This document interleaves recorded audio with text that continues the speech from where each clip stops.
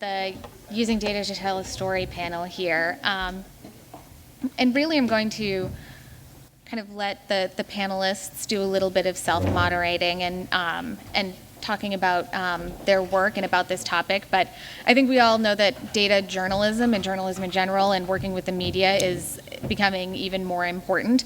And there are a lot of new innovations and new platforms, the way tech and social media and citizen curated information is coming into play. It's really kind of taking in new directions how we can use data and our work to tell a story, and also what the major media are looking for in terms of working with community members or organizations and people on the ground who want to get their story out there. And so we have a really great panel today who are going to talk about everything from the nuts and bolts of writing a press release and working with the media to really advanced computational sciences and digital humanities and how that's advancing archiving and data storytelling. And so kind of running down the list here, we have James Burnett, who is my colleague at the Boston Foundation.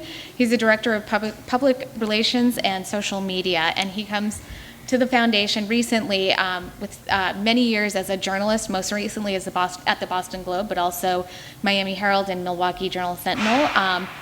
Next to him, I'm going to make these brief, is Jim McGrath. Hi. He is here, a doctoral candidate at Northeastern University, and he's hosting a great session later on today on office hours on digital humanities. But he works on at the New Lab, and specifically on the Hour Marathon digital archiving piece with WBUR, and can speak to some of the really interesting stuff that's happening in these fields. Next to him is Stephen Smith, who's the city editor, metro editor for the Boston Globe, who can speak directly to what the Boston Globe is doing around digital data storytelling and kind of from that vantage point, the process from start to finish. And next to him is Amanda Linehan, who's the communications manager for the Metropolitan Area Planning Council, who has been a part of the many data days in this panel in the past and has experience both as a PR, similar to James, and social media expert, as well as on the other side as a writer and journalist herself. And so I will stop there and let them kind of get on with how they would like to share their work. All right, well, welcome everybody. If you're in the back and you want to come closer, we'd love to have you down front.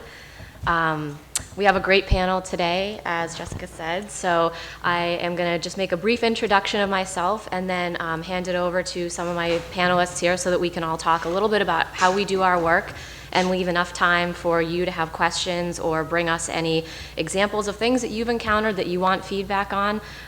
So I'm Amanda Linehan. I'm the communications manager for MAPC, which is co-hosting Data Day. I've been to many Data Days. I always find it very inspiring, and I love hearing all the ideas and things that audience members bring to us. A little bit about MAPC. We're a land use planning agency. We work in clean energy, transportation planning, environmental planning, public health, public safety, really a broad range of experts in-house. So for me, it's really cool as sort of the PR marketing person. I get to learn a lot about what all they do and pitch those stories to the media. So my background is as a community journalist. I was a weekly news editor and reporter for many years before coming to MAPC. And I love working with journalists now, kind of on the other side of the table. So I have 3 people on my team, myself doing most of the press work, and then I have actually a Northeastern intern that today's her last day. I'm so sad to see her go, but she does our social media and web updates. And then we have a marketing person who does a little bit of graphic design, messaging, outreach support, and just generally gives our staff advice on how to promote their projects. So a little bit about what I encounter in pitching data stories. The nice thing about MAPC is that we consider ourselves to be very data-driven in everything that we do. So for me, I'm kind of a good test case. If I don't understand it and I have to pitch it, I have to make it understandable to me. And when we do stories that are related to a study or a report that we're putting out, my first step very often is to coach the staff in sort of how do you get down to the nuts and bolts of what do you want to communicate to the public, and what do a newspaper's readers have to understand. And sometimes when you're working from a starting point with very technical writing and people whose whole career is a very niche area of expertise, that's hard to switch gears from that type of writing to press release writing. So if you were able to look at the Google Drive packet, the conference packet, what I did include there for all of you is a couple of template press releases of major studies, data-driven studies that MAPC has put out in the past couple of years, so that you can see kind of how we, where we house the data, which is usually on our FTP site, just because it's hard to email large files, how we break out sort of the who, what, where, when in the very beginning of the press release, and then a couple of pointers on how you break out statistics or how you might rephrase numbers in a way that's more consumable for the regular public. So there's those two examples. I also included a tip sheet that talks about Associated Press writing style, which is just a good thing to familiarize yourself with. If you're going to be pitching stories to the press, it's always nice to write, especially when it comes to numbers, dates, numerals in AP style, because you look more professional and like you know what you're doing. It makes less work for them in reading your pitch. And so that's always a great thing that I tell people to just get familiar with before you start drafting press releases. And then the last thing that I put in there is a tip sheet that I use with my own staff as a starting point. We have 80 people on staff at MAPC and varying levels of kind of media relations expertise. So I have a two-pager in that on the Google Drive that will tell you a little bit about how to respect deadlines for print, broadcast, and web journalists, how to pitch, when not to pitch, some pitfalls to avoid, and just a couple of really easy things to remember if you're new to working with the media and writing press releases. So that's just a brief overview of what I do. I'm going to turn it over to Steve and have him talk a little bit about his work. And as we keep talking, I think we're all happy to take questions. And if you have anything that you don't understand or you want to hear more about, just raise your hand and we're happy to engage with you. So I would submit that the narrative of our lives really is framed by data. When I was thinking about coming over here this morning, what was my first thought? How soon is the cab going to be here? How many minutes is it going to take to get there? How many people are going to be in the audience? So virtually every second of our lives, to the DNA level, there are data involved with it. And I think in too many newsrooms, there is this sort of allergy to data because so many journalists are people who are not comfortable with numbers because they haven't taken the time to see how data frames their personal existence and then think about how they can transpose that to their vocational lives. So just a couple of thoughts. So there was a war. Two news organizations, we'll call them News Organization A, News Organization B. News Organization A decided that it would publish relentlessly the most important data of all pertaining to war. And what is that? Life and death.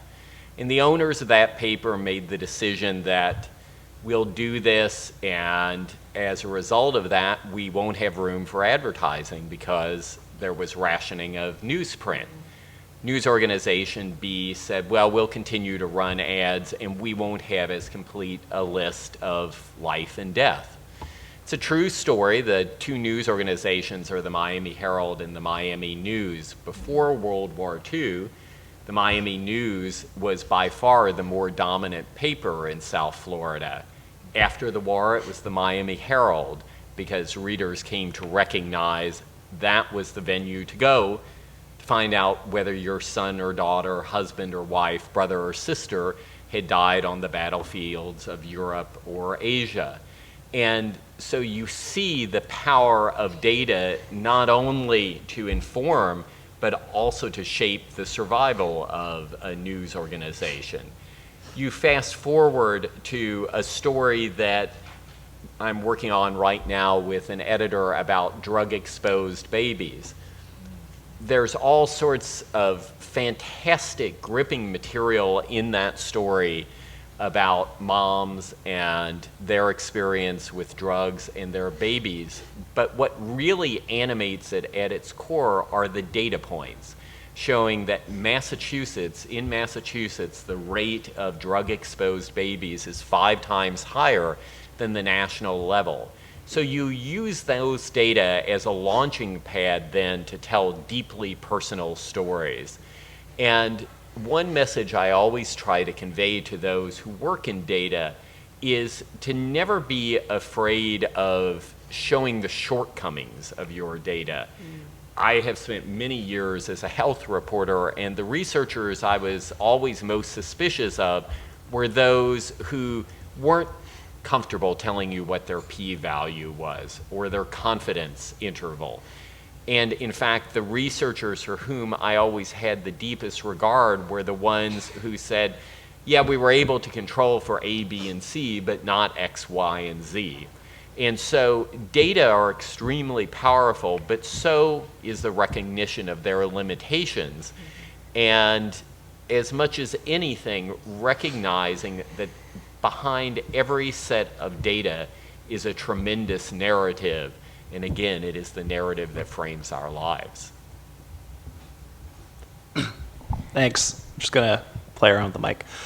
So I'm Jim. I work here at Northeastern. I'm a doctoral candidate. I think one of the reasons I'm here is because I was the project director on this project, Our Marathon, the Boston Bombing Digital Archive, which is a crowdsourced archive and a community project that's attempted and is still attempting to gather stories about the Boston Marathon bombings and their aftermath, and it's trying to go beyond the sort of limits of the space that's available in the news narratives and things like that.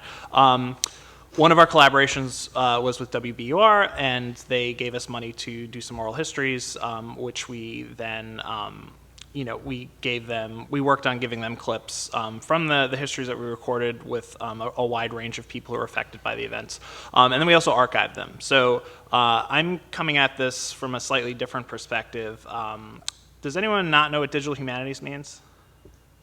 Okay, great. Yeah. Okay, they're very confused look. Well, there's Google to figure it out, but it's a really complicated field. It's a popular one in humanities research right now. For the purposes of this, know that I work with public history, I work with digital tools, digital archives, and I'm interested in literary studies and where all these things intersect. So for the purposes of this discussion, just to get some questions out, I'm interested in how scholars, journalists, and community organizations collaborate in ways that make data that is being cleaned up or gathered accessible to all parties. I'm also really interested in the archival dimensions of data, and so I'll push that a little bit too. And I think it's, when we're thinking about these issues, it's not just a question of making these visualizations accessible and putting them in prominent areas by publishing them, but there's actually limitations to visualizations in a lot of ways. There's been a lot of research being done right now in digital humanities work about design and design interfaces and how we all want invisible or clean design interfaces, but they're useful for navigating and using data in certain contexts, but it also limits the stories that can be told. So it's great if you're telling a particular story and you want to control it in certain ways, but if you want other people to use that data, they might run into some difficulties. So one example is an early digital humanities project was the September 11th Digital Archive. And one of the interesting things about that is they gathered the data and they made it accessible and they focused on long-term preservation. And what happened was a bunch of linguists became interested in studying how slang was used in email. And there was a huge archive of email in this material, and it led to some interesting stories out of that. That was not something that was necessarily foreseen by the architects of this, but by the way they organized their data, it invited such work, and some of that work continues to be done. So I know that journalists are not archivists, but I think maybe they should think like archivists more, or they should think about the needs of archivists in certain respects. So think about things like, what are the long-term drawbacks of using proprietary software or particular tools for your visualizations? Will these visualizations be accessible or usable in 5 years, 10 years, 20 years? Don't just assume that the Internet Archive will grab everything and it will look great, or that this stuff can be fixed with the click of a button. Can your data be easily exported from these publication contexts? Have you backed up and distributed this data to interested parties? Does your story have a brief shelf life because it is tied to storytelling mechanisms that have clear limitations, tied to tools or compatibility issues and things like that? And I also want us to really think about the meta-narratives of the stories that we tell where we're using data. So how do we tell stories about particular topics that in a broader sense highlight the importance of things like metadata records and the access and use of those records in our daily lives? Where has the potential for a kind of activist journalism or research model that asks audiences to consider where data about themselves and their communities resides, who is reading that data, and how might they become more than just data for academics, journalists, and government employees. So actually using the data or having access to the data about their lives, not just a bunch of researchers at Northeastern finding out interesting things about them. So I'd like us to be less cavalier about what we can do with data to tell particular stories and more open to collaborations and providing avenues of agency for wider communities, and I think that this is a great venue to have those discussions given the emphasis that are here. So that's it for me.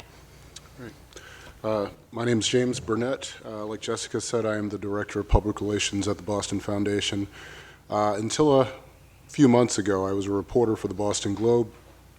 I spent most of the past 4 years there writing about arts and culture, lifestyle trends, and about 7 or 8 months on local news and regional business development.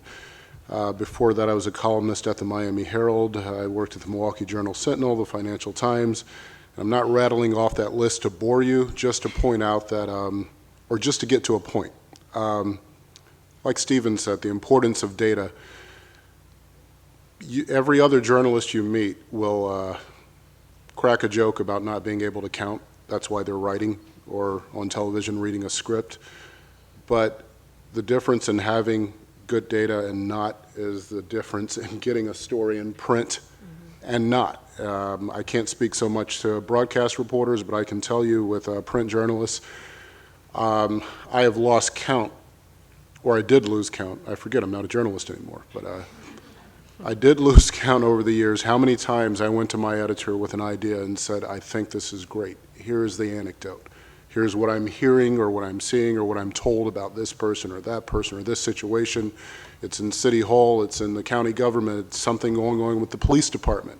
And at the end of that spiel, my editor would always ask me, how can you prove it? And if you don't have the data, all you've got is a great story.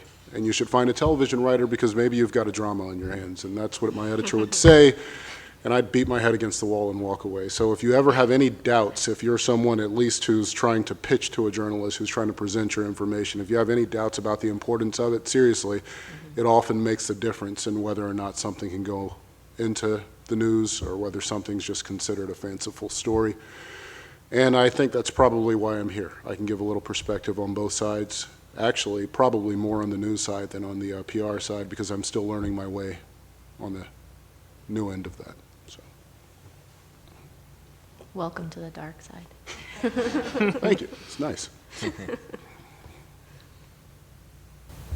So does anybody have questions before to kick us off?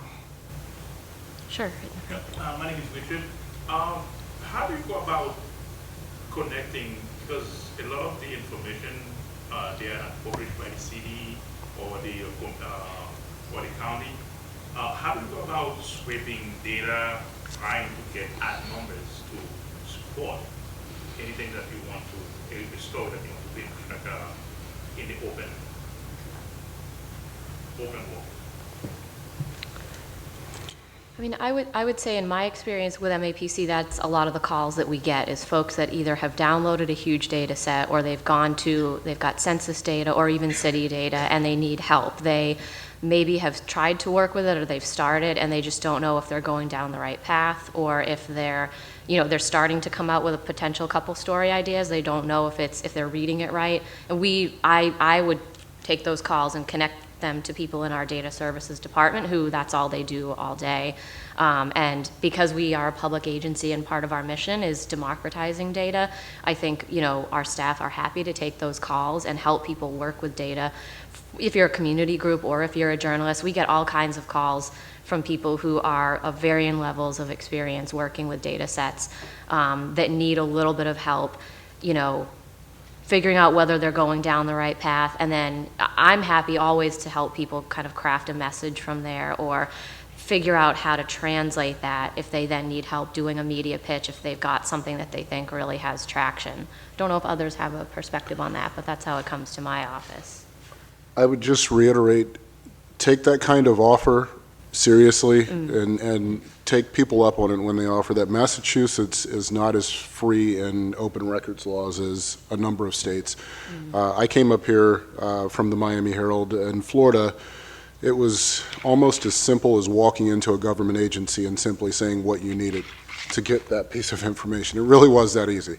I'd walk into the Miami-Dade County Courthouse and say, I tell one of the clerks, I need this record or these records, this list of arrests, this list of housing issues, whatever.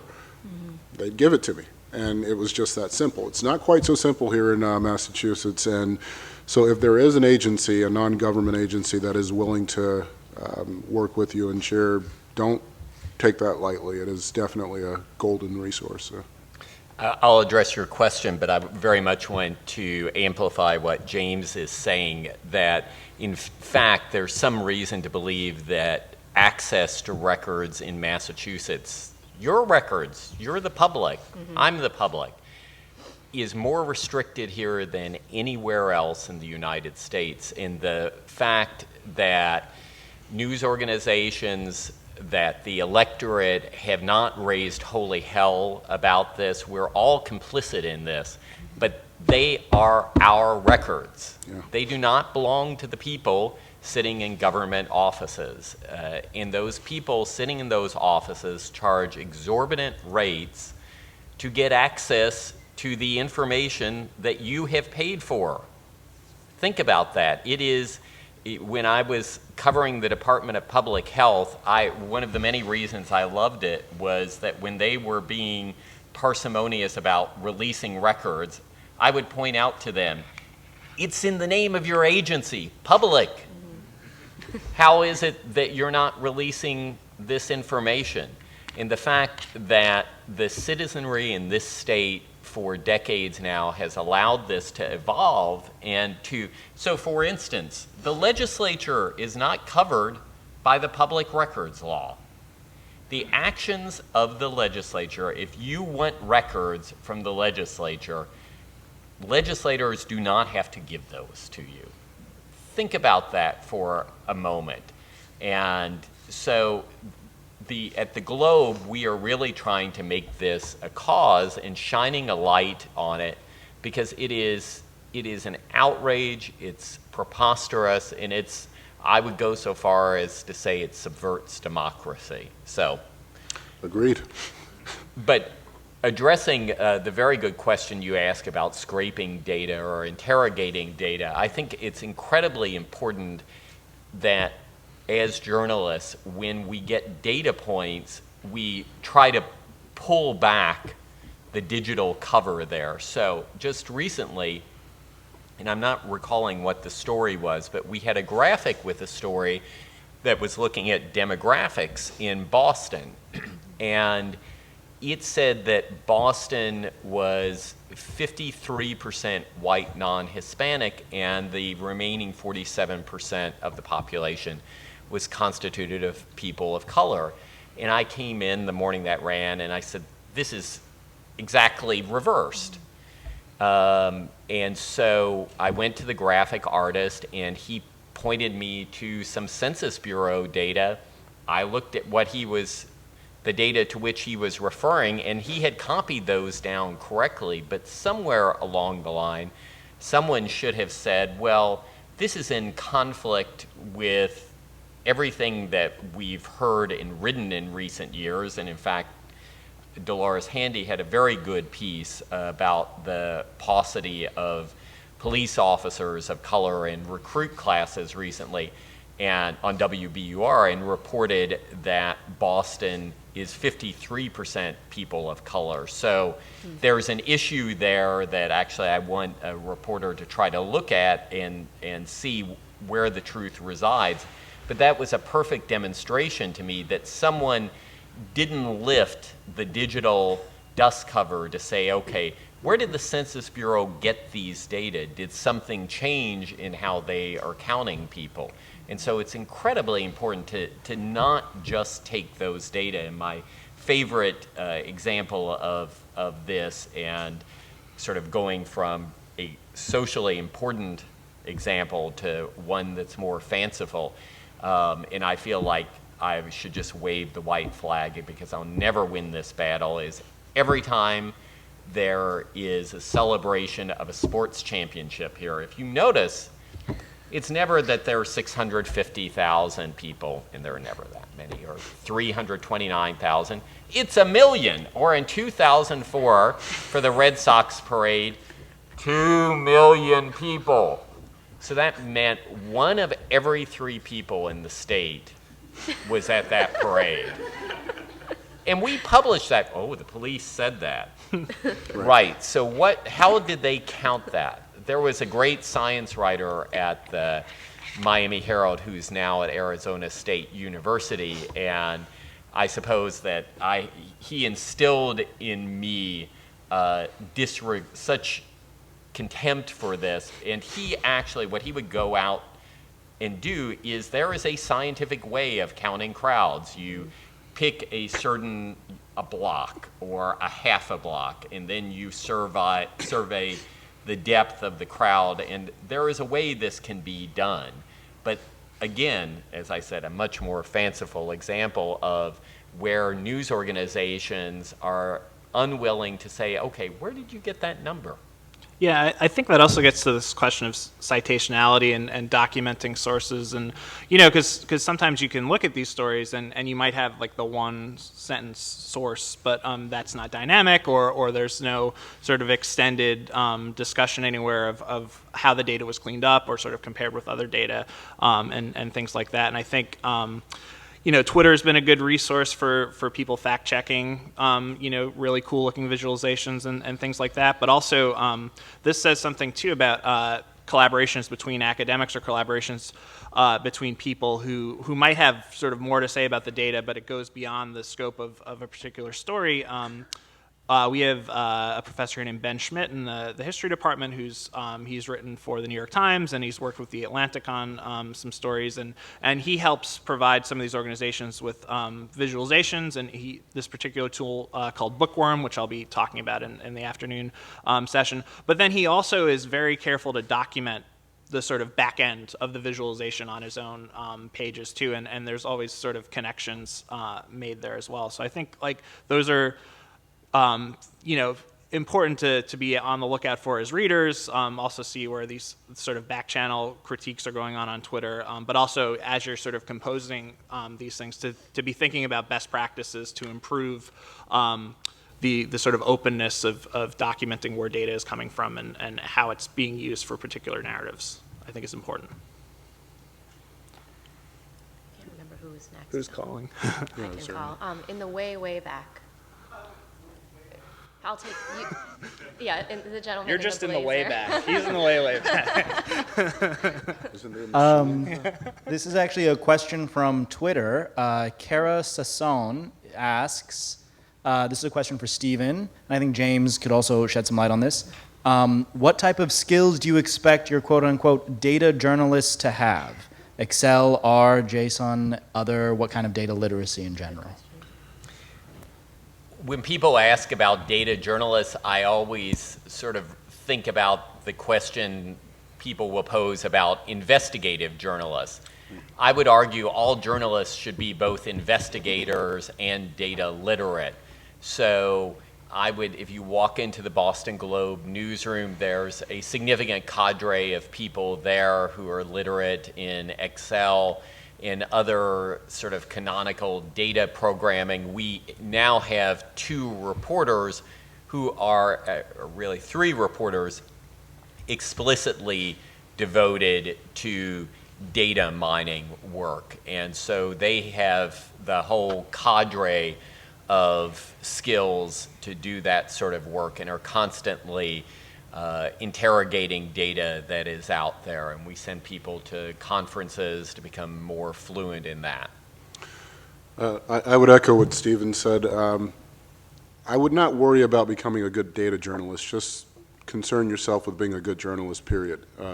Being able to write, ask a question, recognize when you're being BS'd, and just dig deeper.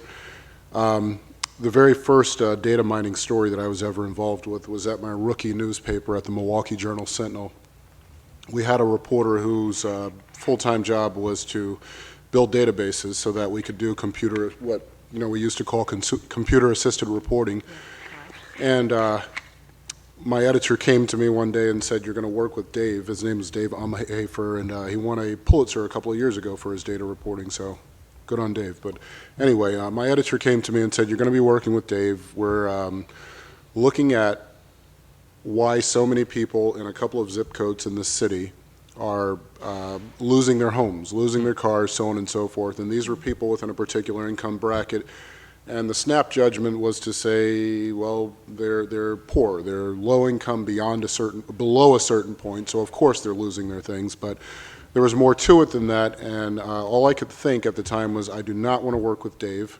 He's a nice guy, but this means 6 months of digging through this database that he built and looking for patterns.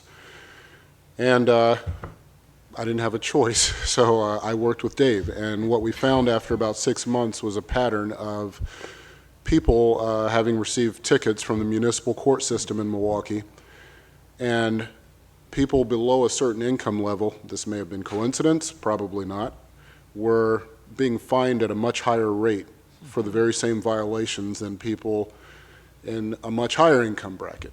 And those in the higher income bracket, they could pay their fine, they could move on. Those who were earning much less, they were missing a car payment, and that's what started the domino effect. And then they missed a rent payment, and then they took out a payday loan. And then it went on and on and on and on and on until within a matter of months, these people were financially ruined. Some of them were ending up in jail because they could not pay what had started out as a fine of a couple $100s. And so I say all of that to point out I was not a data journalist. I was a reporter. I was a journalist. My job was to comb through the information that we were given, to help Dave verify it, and then our job was to write the stories that came out of it.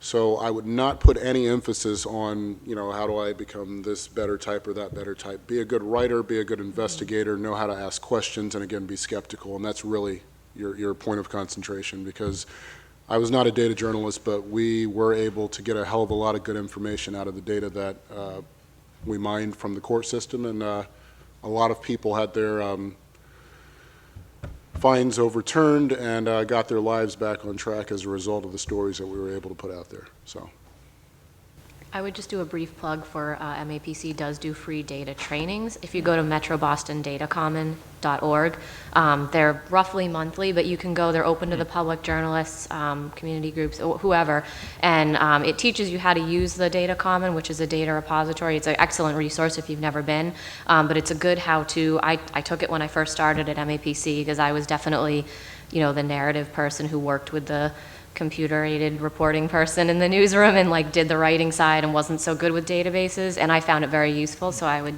just a brief plug for that. It's on the website. And who else had questions? I'll take you, and then you, all right, after. My question gets back to the 2 million people in Boston comment. The kind of when the narrative has all gone right and you're the only person standing there saying you were supposed to go left, this is all built on faulty data, are there any strategies or tactics to say, hey, this is completely faulty? It's not even bad data, it's fake data. Are there any strategies to create a counter narrative? I think to look for the science there that will support your argument, and to not just sort of be sitting back and saying, well, this surely can't be, but elucidating why it can't be.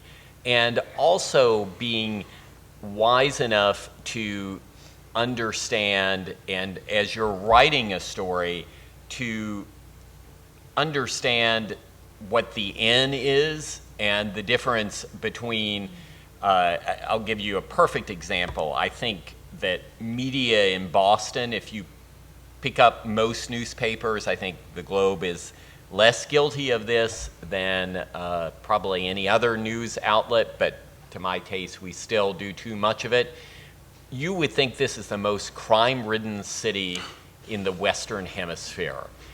It's striking to me when we get every evening a rundown of what aired on the 6 o'clock news, and it's crime after crime after crime after crime. And in fact, this is a stunningly safe city. And so it is being able to say, okay, if someone says that murders went from 30 to 40, and that is a certain percentage increase, to not say there was a 33% increase in murders the last year and just leave it at that, but to say here is the end you're looking at, that you're working from a relatively small base. But too often we allow ourselves, because of this fear of data, to just take whatever is generated by an agency or an interest group without, again, sort of pulling back the data dust cover. And that, I think, is how you get to this issue, as you say, if everyone else is going right and we're going left, to say, okay, this is how we are now making this argument. Here are the real data. Yeah, right here. Yep, you. Sorry, I'll take the woman in the back, and then I'll take you right after. Sorry about that. Yeah. Jennifer Jordan with Opportunity Nation. Hi. And so I'm very interested in this discussion because we know we're all in a big data moment right now, but we also know there's this huge hunger for storytelling. And really the two should serve each other in an ideal environment. So as a nonprofit that both generates data through a tool called the Opportunity Index and also just consumes a lot of the data around things like inequality and mobility and opportunity, all the buzzwords Jessica was speaking about this morning. I was just wondering if the panel could offer some tips both from the journalistic side and from the PR communications side about how to break through the noise and make your point in a powerful way, really leveraging data to serve a story. And I know this is being done now in visual ways through infographics on social media, through blogs and other forms of storytelling, but I would just love some great examples from you guys on both ends of it as kind of an organization and a journalistic entity, what you're looking for, what you think some great success stories have been, the marriage of big data and compelling storytelling, because we would love more tips on that. Have a great food choice. I'd agree with your first comment that the two go hand in hand. They should serve each other. As a reporter, I was pitched by PR people dozens of times a week, 100 times a week, as many. I'm not exaggerating. I would say that my biggest pet peeve, one of two, my biggest pet peeve, I'll just stick with the one. This might take too long, was that people would pitch me stories that were just anecdotes, like we talked about at the beginning. And I can't sell an anecdote to an editor. I'm speaking as a journalist. I could not sell an anecdote to an editor. It just wouldn't work. And if I ever could, then I would guess that that person would not be an editor very long. And so I would just say anything you pitch, if you have a great story, again, you're right, there's a huge emphasis on storytelling now. There's a huge emphasis on people coming with their own content, and I don't know if it's because there are fewer resources in newsrooms, fewer people, so that you need to have more of a package put together when you come to them. Whatever the reason, you have to have the data to back up what you're pitching from the beginning. Because when people called me or they wrote me and they said, got this great story for you, if they didn't have numbers to go with it right away, I was moving on to the next pitch. On the flip side of that, being in PR now, the first thing I think on a daily basis is that I hope karma favors me and that all the pitches that I rejected don't come back to bite me as I'm reaching back to my former colleagues. I will tell you that when I reach out to a journalist here in the Boston area, I pitch Stephen all the time, and he only responds to me about half the time, but I'm kidding. But when I reach out to a journalist here, I know enough about how they work to know that if I don't have numbers to back up what I'm telling them, they're just not going to care. The Boston Globe has a great reporter who's dedicated to the nonprofit sector, the philanthropic sector, Sasha Pfeiffer. I am constantly hounding Sasha. And she is constantly telling me, what do you have that makes it solid, other than just the feel-good element to this or that story? If I don't have it, I got to go back and do my homework and get back to her. So I realize that's not a technical answer, but I'm telling you, in order to save yourself time, have them both together when you make your pitch, both the anecdote, the storytelling element, and the numbers that will back it up. It'll save you a lot of time, a lot of headache. So. I just want to add real quick, we have a particular project here at Northeastern that's gotten a decent amount of press, and it's a big data type project. It's called Viral Texts, and it's run out of the English department by Ryan Cordell, who's an English professor here. And it's been covered by Wired, and Ryan's gone on NPR and talked about it. And I think one of the interesting things about that is he has this sort of big data, and he's looking at 19th century American newspapers and the circulation of them, and particularly reprinting. And if I say other things like that, it can get kind of boring, but it's basically like, how did text go viral in the 19th century, and how are some of the things that we take for granted as indicative of digital media and sort of ways of reading in there, actually things that you can see in 19th century circulation patterns and things like that. So once he was able to have that log line and then also have particular examples of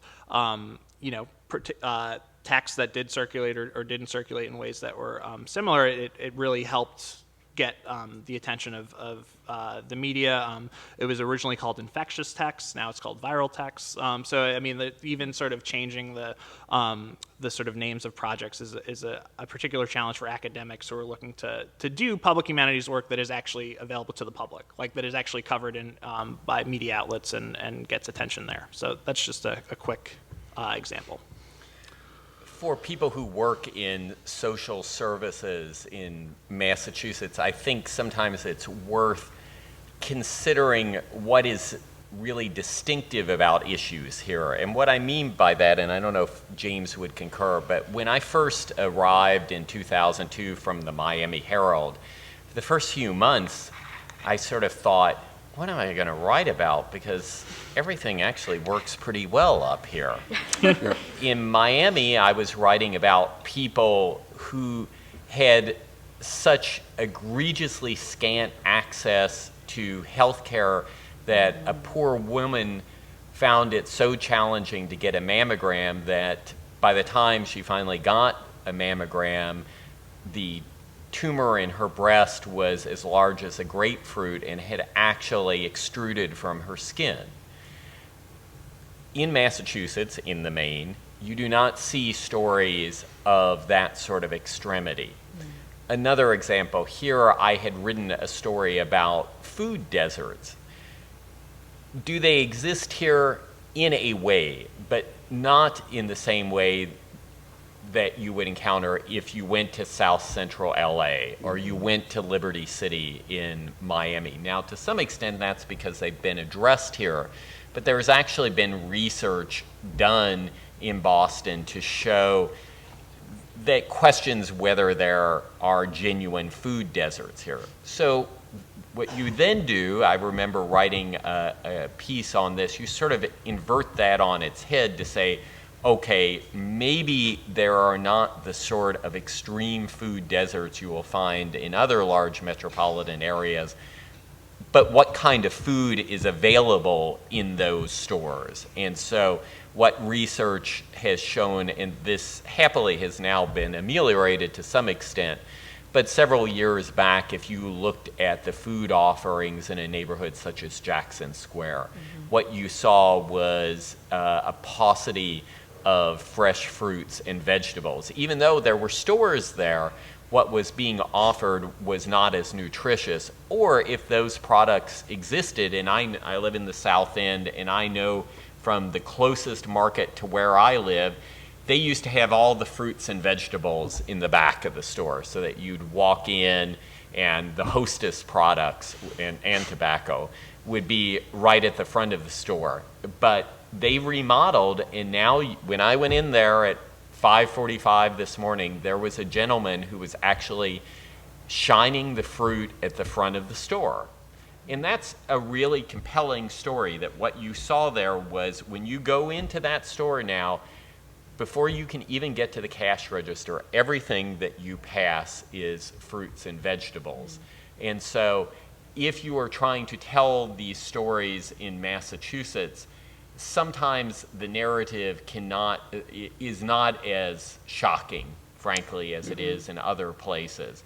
But there are still profound stories to be told here. And I just sometimes have encountered social service agencies that will sometimes tie themselves a bit into a knot in trying to sort of piggyback on national stories where the extreme cases here are not always extreme, but there are still great stories to be told here.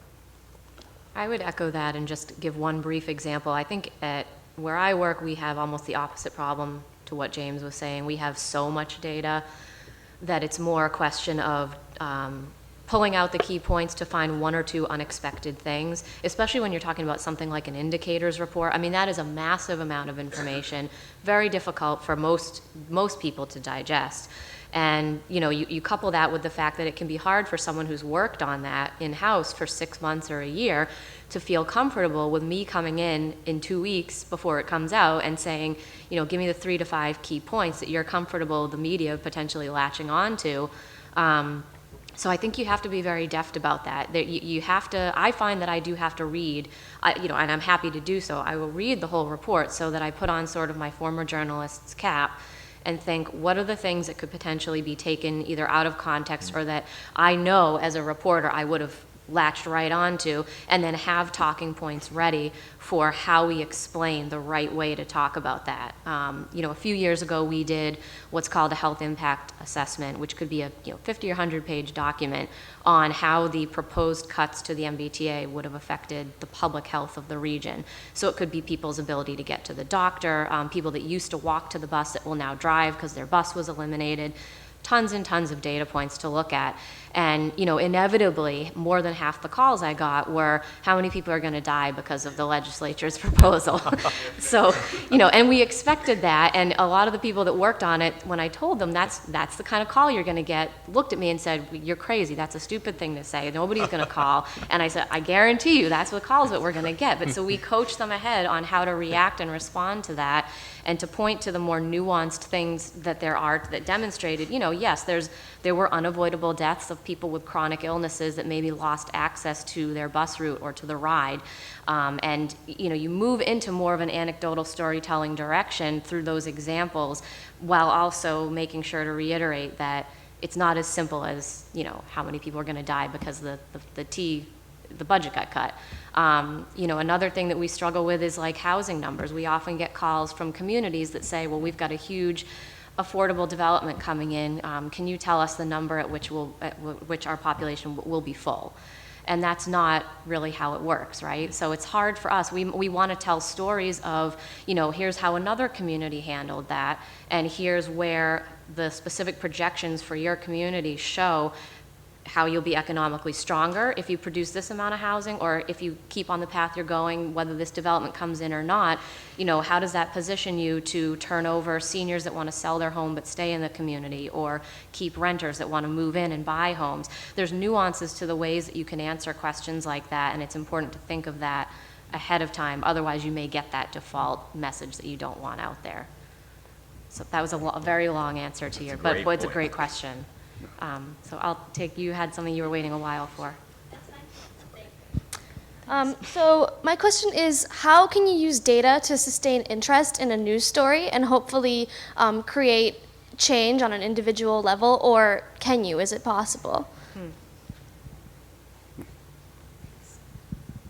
I think absolutely you can. One of the first major stories in which I used data when I was a reporter at the Miami Herald, which at one point had a very robust network of bureaus in sections called Neighbors, and I at that point was covering some of the poorest communities, not just in what was then Dade County, but in the United States, and had been speaking to healthcare workers about the deaths of children. And so what I did was to get infant deaths by census tract in Miami-Dade County, which it seemed no one had done before, and to analyze infant mortality by census tract in Dade County. And the figures were so striking that the legislature, as a result, dedicated substantially greater money to addressing infant mortality. And so that was quintessentially all about data. 10 years later, a colleague and I did a major project looking at AIDS in the black community in South Florida. And similarly, the chasm between rates of infection in the African American community and other communities was so great that the morning that that story ran, Jeb Bush, who at that point was about a year into, or less than that, about 6 months into being governor, and emailed a lot with reporters. His was the first email I got, and he introduced legislation that was quickly passed to provide more money. And more recently, a colleague of James and mine at the Miami Herald, she and another reporter chronicled the deaths of more than 500 children in Florida who had had some involvement with the child welfare agency there. And within weeks, the legislature, I'm forgetting the exact figure, had committed something on the order of $50 million to $60 million more to providing better oversight of children who were within the child welfare system there. And each of those three examples at their core are all about data. To follow up on what Stephen was saying, on a much smaller scale, also while I was at the Miami Herald, there's a community in Miami-Dade County called Opelika, which for a number of years ranked among the most dangerous communities in the United States. And this is purely a statistical thing. Highest rate of homicides and drug-related deaths and so on and so forth. So a photographer that I worked frequently with, he and I decided to figure out what was going on in Opelika.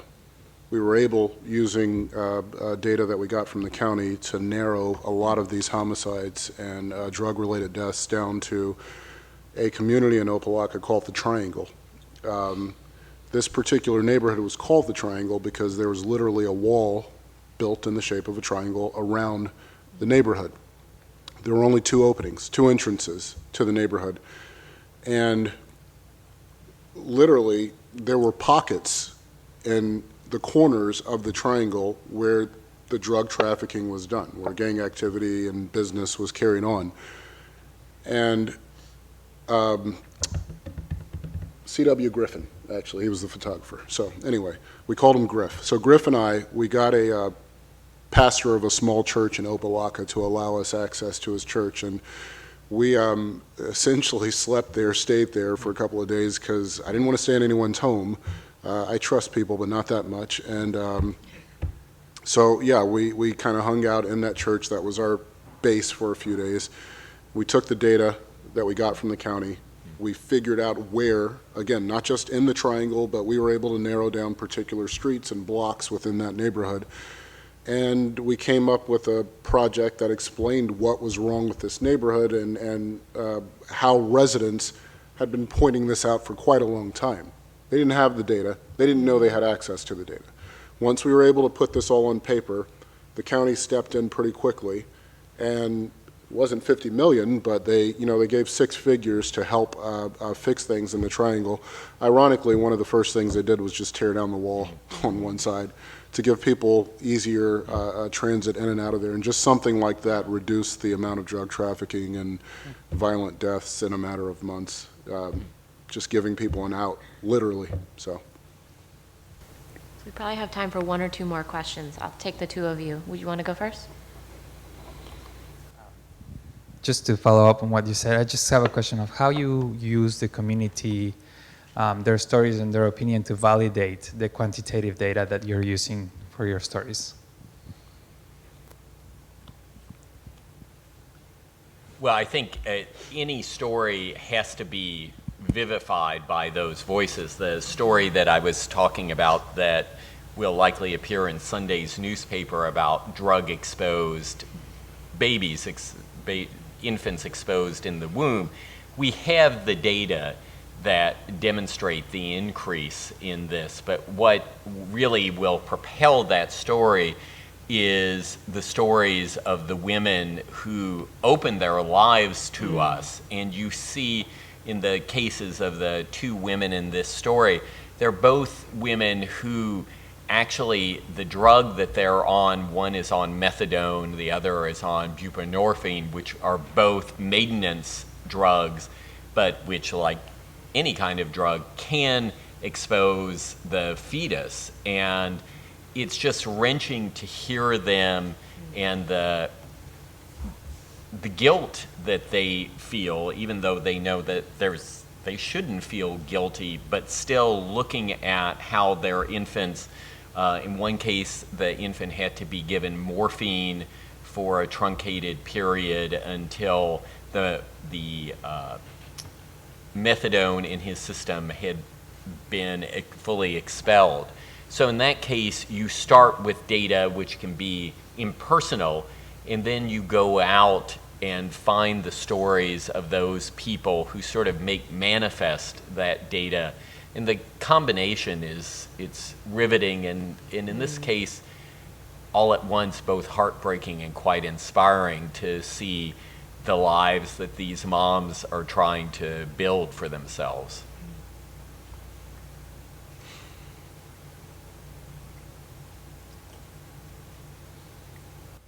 My name's Greg. I work for the Earthwatch Institute, and I coordinate our urban forest program where we send out volunteers from the local community to measure and collect data on trees.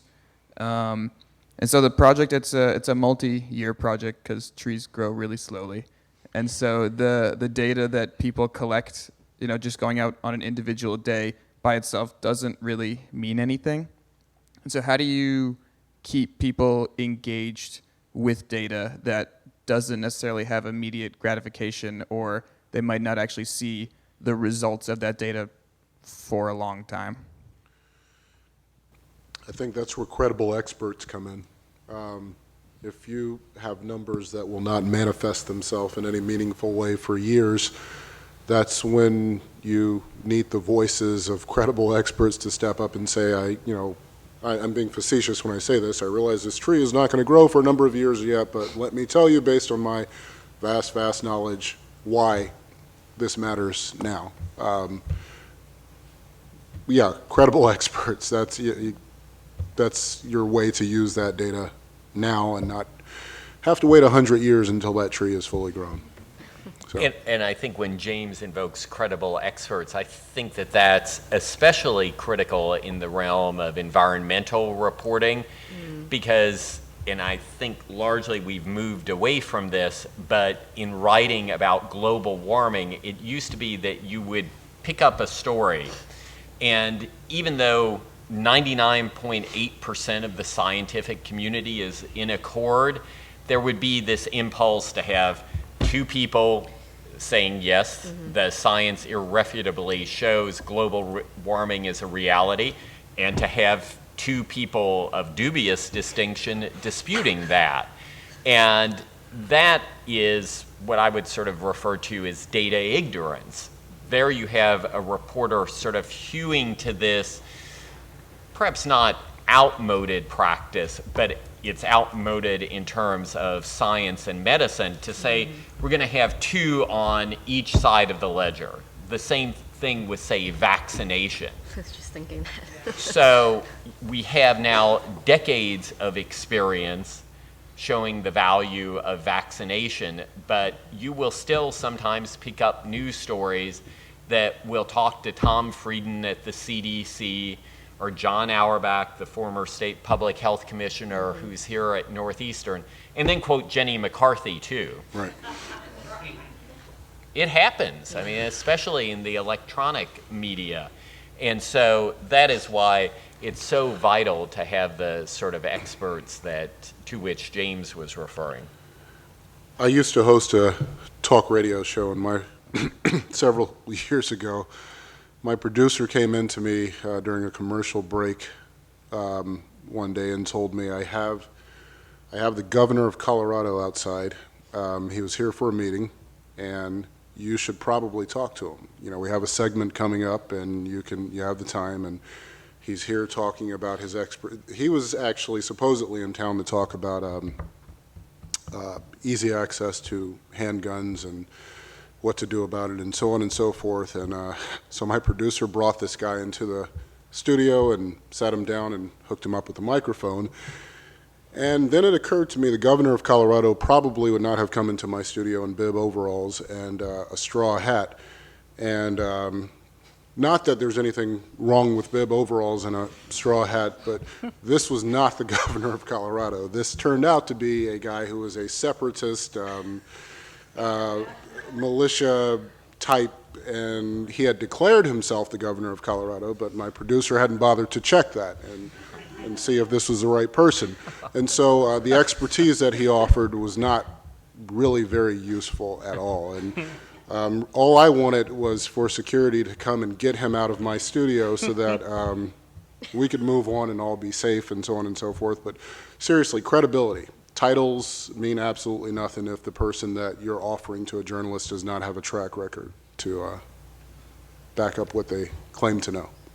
And building on that, one of the things that I always tell our staff is that if you have something that's kind of a slow burn like that, or you know that you're going to have data maybe in 5 or 10 years, it always pays off to position yourself as a go-to expert on the topic that you are knowledgeable about, on relevant news stories that come up in the meantime. Is if you're putting yourself out there as someone who can be helpful as a source to journalists on issues related to what you're studying, then they know who you are when the time comes to do your big data release, and that can always help you. So people will often say to me, you know, why is it important that I take this small local newspaper reporter's call, or that we talk about this? We're not the leading agency on it, and it is important because it can give you that that same credibility that you need later on. I would be curious to know what your pet peeves are about data and the way journalists use it. What could we be doing better? Anyone? I always think of the light from the sea thing, like television. In the last couple of days, there was a big fire in some kind of a mill, and they were taking calls from people and reporting, just talking about it for hours. But I was fascinated by hearing the story of people saying, "Oh, I think the fire is from the oil." And then the reporters will say, "Well, here we have it, you know." So then it's because the oil needs to do it, but it just comes as the credibility. You're here with a teleprompter, and I know that your group mostly writes. If you take the time to go back, and you don't have the benefit of the light from the sea. So how do you maintain that attention? I'm sorry. I realize, Stephen, you're the current journalist and I'm not, but I have to. Print journalists do have the benefit of being live from the scene. What they also have, though, is longer deadlines. And I have to be careful with what I say because I don't want all the TV reporters on my Facebook friends list to unfriend me after this. But we have much longer, they have much longer deadlines. And so they do have the benefit of being live at the scene of print journalists. With more time comes more ability to vet people's statements. And when you can vet what people are telling you and then take the time also to bounce it off of an expert, again, a credible expert, or compare it to the data that you have. If someone comes and tells you, you know, everyone in this, there's murder afoot in this neighborhood, it's being blown apart, people are getting killed like they're in the middle of Baghdad, and then you look at the data and it says there were 3 homicides in this neighborhood of 50,000 people, this community of 50,000 people last year. In the past 3 months, there were none. There were fewer than a dozen armed robberies and so on and so forth. Well, it flies in the face of the melodramatic statement that you got from the person live at the scene. So I would say that, you know, all aspects of media, print, broadcast, whatever, they all have the benefit of being there, but there is really a huge, huge difference in how much time you have to work on your story. I think just to speak on behalf of some people at the New Lab, one recent example of people calling into question data that circulated in journalistic circles or was kind of relied upon was David Lazaire and Alessandro Vespigiani co-authored this paper that was in Science that was looking at the Google flu data that had been sort of accepted and sort of relied upon as reliable. You know, it's coming from Google and things like that, and wrote this really careful study that was calling a lot of the assumptions into question about this data.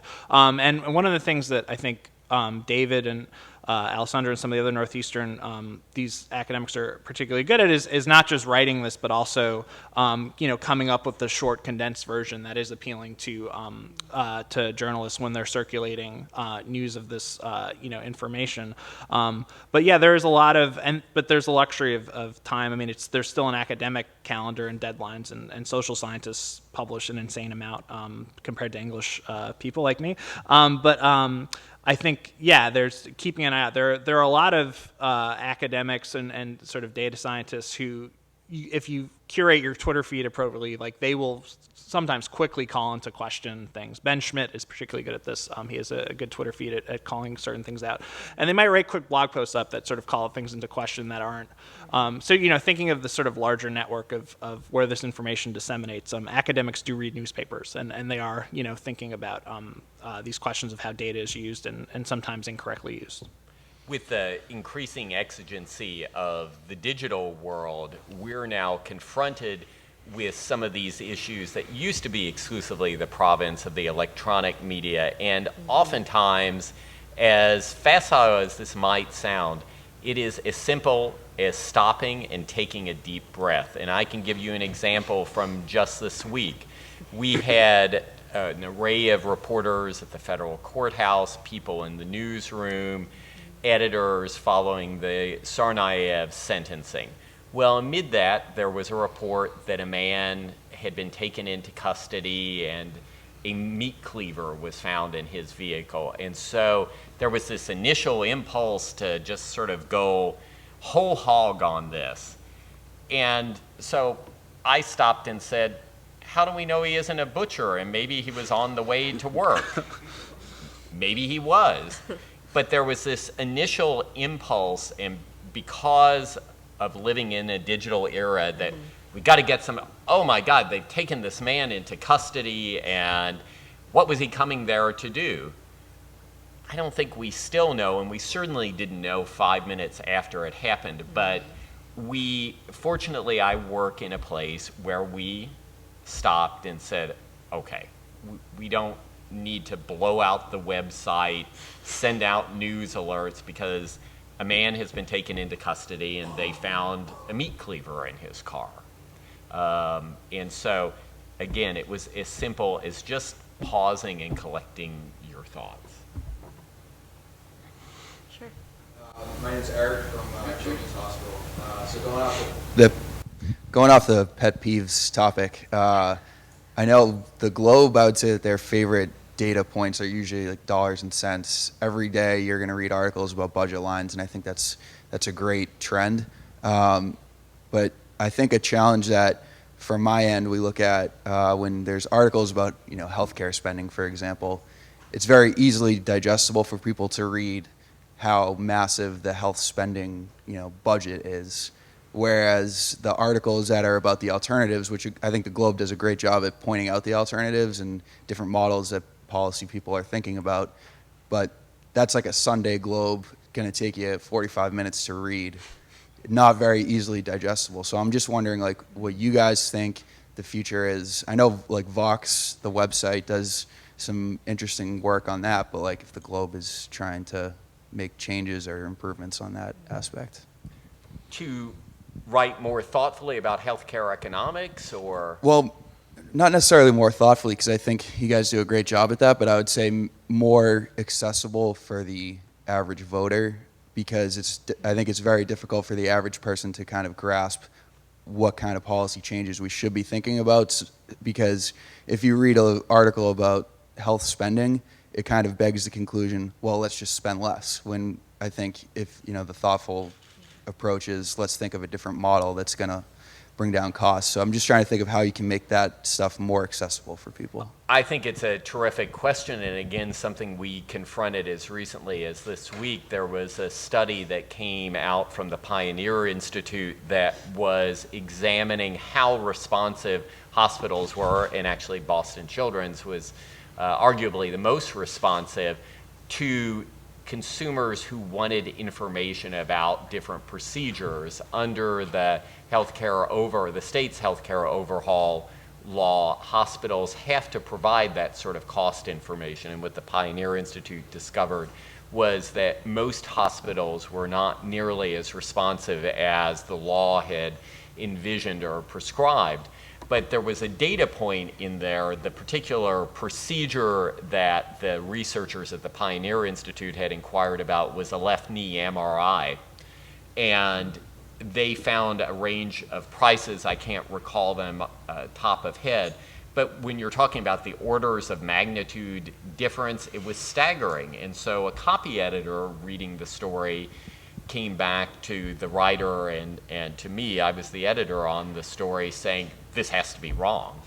And we said, well, no, welcome to Healthcare Economics 101.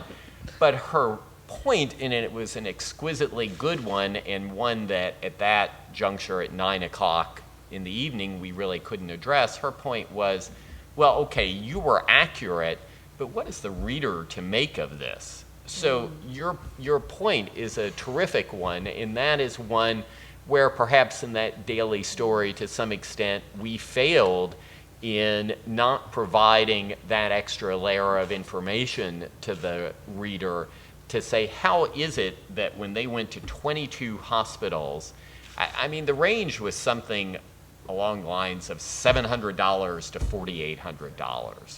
And so what is the healthcare consumer to make of that? And if you're going to pay the $4,800, probably at Mass General or the Brigham, I mean, they tend to be the high cost leaders, is that going to be a better MRI than you get at a community hospital out in Western Massachusetts? And of course, the research shows no, actually, that, and of course people at teaching hospitals would sometimes dispute that, but it's an incredibly important issue, and one that I think is, as you elucidate, that we on a routine basis should do a better job of addressing, because I think it does contribute to this sort of throw your hands up in the air sentiment of healthcare consumers, because what are you supposed to make when you see data points such as that? So we're way past time now. I don't want you all to miss lunch. If you have any other questions, I'll be happy to stick around. Thank you so much for all the great feedback and interaction, and I hope you enjoyed the session.